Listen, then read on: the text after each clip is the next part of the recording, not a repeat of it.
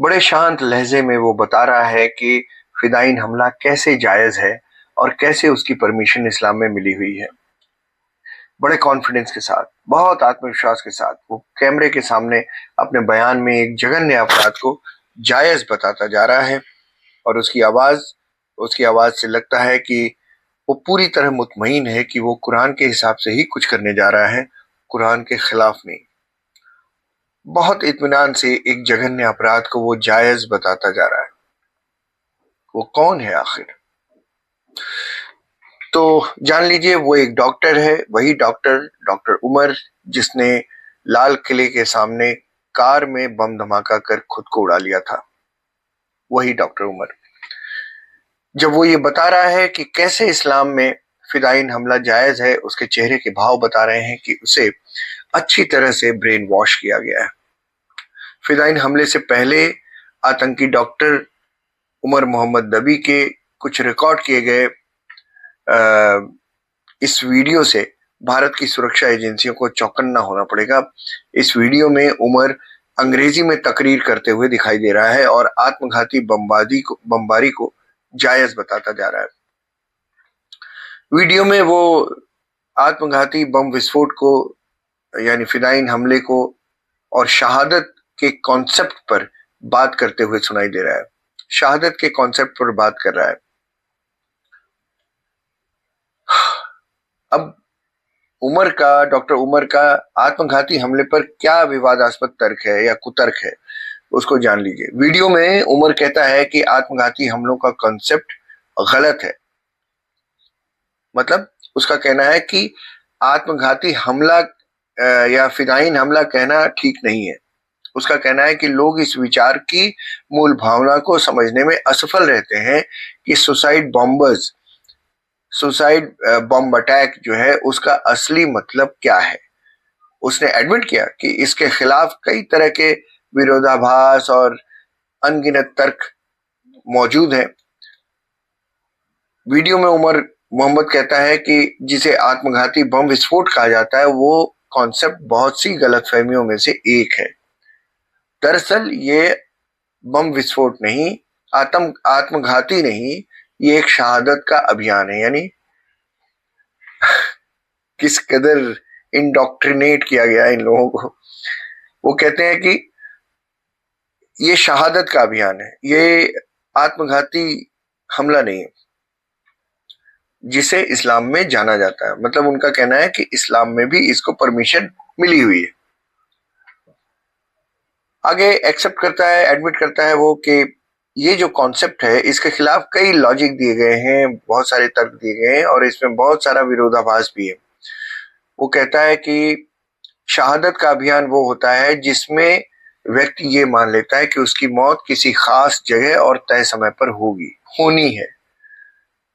तो जब ये मान ले कोई व्यक्ति, तो वो एक बहुत खतरनाक मानसिक अवस्था होती है, वो उसमें पहुंच जाता है। अगर कोई ये मान ले कि वो मरना ही है उसको, तो एक बहुत खतरनाक अवस्था में चला जाता है। वो मानने लगता है कि मौत ही उसका अंतिम लक्ष्य है। डॉक्टर उमर मोहम्मद ने इस बात पर भी जोर दिया कि कोई भी व्यक्ति सटीक भविष्यवाणी नहीं कर सकता कि उसकी मौत कब और कहां होगी, और वो तभी संभव है जब वो नियति में लिखा हो। उसने अपने वीडियो मैसेज में कहा कि मौत से मत डरो। अब देखिए कैसे आतंकियों को इंडोक्ट्रिनेट किया जाता है, कैसे ब्रेन वॉश किया जाता है। ये सारी एक एक लाइन जो वो लिख रहा है, साफ पता चलता है कि जैसे किसी मौलवी ने उसको इंडोक्ट्रिनेट किया हो, उसको ब्रेन वॉश कर दिया हो। वो अंग्रेजी लहजा जो उसका है उमर मोहम्मद का वीडियो में बहुत साफ है, स्पष्ट है, और उसकी बातों से ये साफ होता है कि वो आत्मघाती बम विस्फोट और शहादत जैसे सब्जेक्ट्स पर बहुत गहराई से विचार करता आ रहा था, जो उसकी सोच को, यानी जो उसकी कट्टरपंथी सोच थी, उसको दर्शाता है। यानी वो अपने आप में अंदर से तय था उसके कि कट्टरपंथ जो है, जिस कट्टरपंथ के रास्ते पर वो चल रहा था वो बिल्कुल सही है, और वो मुतमईन था कि मैं सही रास्ते पर चल रहा हूं। लेकिन एक शांत और संयमित से दिखने वाले व्यक्ति द्वारा जघन्य कृत्य को सही ठहराने का ये वीडियो भारत में आतंकवाद के एक नए एजुकेटेड कट्टरपंथी चेहरे को सामने लाता है। यही खतरनाक है। एजुकेटेड, वेल एजुकेटेड डॉक्टर है। यह वीडियो इस बात की भी पुष्टि करता है कि दिल्ली बम विस्फोट की योजना बहुत सोच समझकर बनाई गई थी। इस वीडियो से ये अटकल भी खारिज होती है कि विस्फोटकों को ले जाते समय ये अनजाने में हुआ होगा। ये घटना भारत में सुरक्षा एजेंसियों के लिए बहुत गंभीर चुनौती है। जो ऐसे कट्टरपंथी तत्वों से निपटने की रणनीति पर पुनर्विचार करने के लिए मजबूर होना पड़ेगा हमारी सुरक्षा एजेंसी को, ये तय है। पाकिस्तान और तुर्की से आने वाली call, internet setting, internet routing और विदेशी सर्वर से जुड़ रहे फोन पर विशेष निगरानी शुरू कर दी गई है।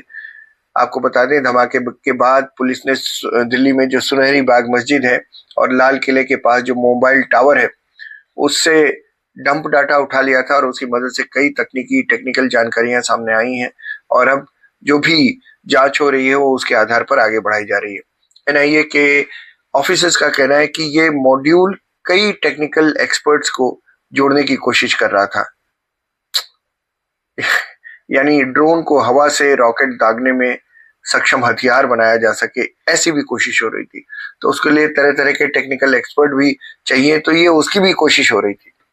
सोचिए, एजेंसी अब जो है डिजिटल डिवाइसेस, चैट लॉग्स और फंडिंग ट्रेल और संदिग्ध जो खरीदारी थी उसकी सबकी जांच कर रहा है। लेकिन इस हाईटेक आतंकी साजिश की असली गहराई सामने आ जाए, इसके लिए पूरी कोशिश कर रही है सिक्योरिटी एजेंसीज।